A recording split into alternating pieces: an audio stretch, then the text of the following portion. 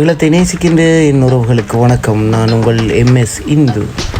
குளக்கரையில் ஓய்வெடுத்து கொண்டிருந்த போது தான் பசி ஏற்பட்டது. சரி வாங்கடாப்பா ஒரு ஆடண்டா பிடிச்சி போடுவோம்னு தான் நாங்கள் இன்றைக்கு வலிக்கிட்டது ஆட்டு ரத்த உரை செய்வது பிடிச்சி பார்த்தீங்களா. ஒரு அழகான பருமனான ஆடை பிடிச்சி தொங்க விட்டு அதை எப்படி செய்ய போகிறோம்னு தான் பார்க்க போகிறோம். ரத்தம் எல்லாம் எடுத்தாச்சு, எல்லாம் விட்டியாச்சு. கலவை உப்பு கொஞ்சம் போட்டுட்டு தான் இருக்க விளையாட்டு. ஓகே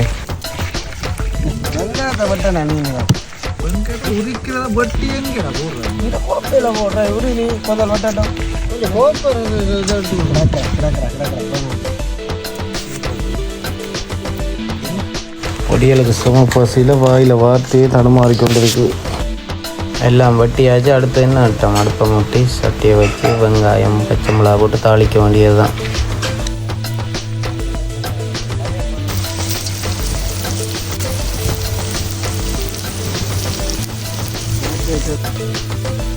இரவு நேரத்தில் இப்படி சமைச்சு சாப்பிட்றன்றது அதன் பொடியில் சேர்ந்து வேறு லெவலில் இருக்கும். நீங்கள் ட்ரை பண்ணி பாருங்கள்.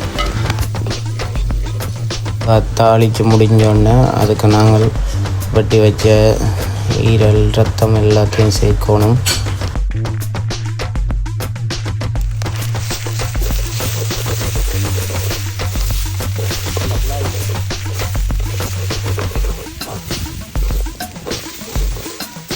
வடிவா தாலி மச்சான், வடிவா கிண்டி விடு.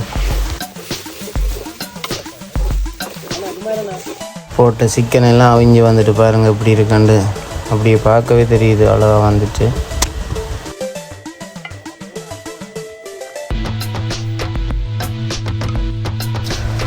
அடிப்பிடிக்கும் என்ற காரணத்தினால அதை துளாவி கொண்டிருக்கணும்.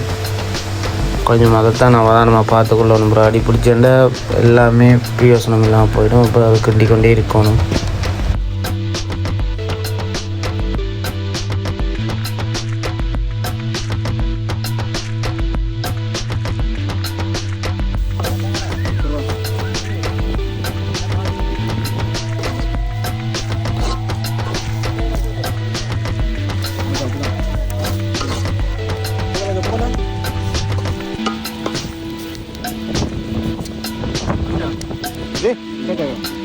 அடுப்பில் இருக்கும்போதே எல்லாம் அடுத்து சாப்பிட ஒழிக்கிட்டாங்க. அப்போ வேகமாக ரக்க வேண்டியது தான்.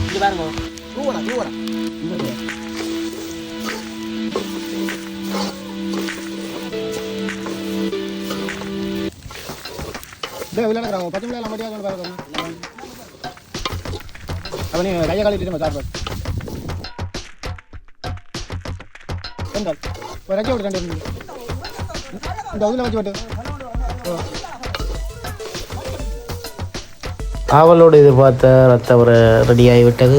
வாங்க ஃப்ரெண்ட்ஸ், இன்றைக்கு ஒரு புடி.